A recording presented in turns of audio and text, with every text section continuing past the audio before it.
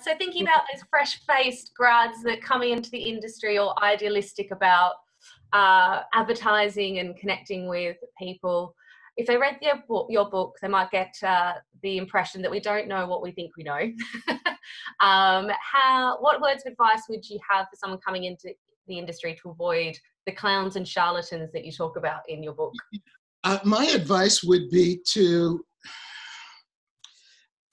let me back up on this a little. I had, to some degree, I think I had an advantage coming into the advertising business because I knew nothing. I knew nothing about advertising. I never took an advertising course. I never took a marketing course. I just walked in and got a job one day. And I knew nothing, and I had to learn from scratch.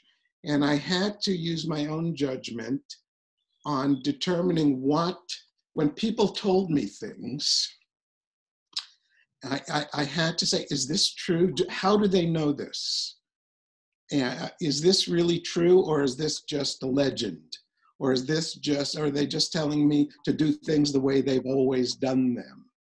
And now, I'm not advocating ignorance. I think education is a good thing and people should be educated. But my own personal experience was skepticism is a really important attribute to have in any endeavor, but particularly in advertising, where we really, I think, don't know what we think we know. And so young people, be skeptical. When someone tells you it has to be done this way, ask why. Educate yourself. Don't accept what everyone tells you as truth just because they happen to be older than you or have a bigger title than you or make more money than you. You're probably at least as smart and maybe smarter than they are. And you should develop your own theses about how things work, and you should develop your own point of view on what's important and what's not important in advertising. That would be my advice. Don't take everything you read too seriously.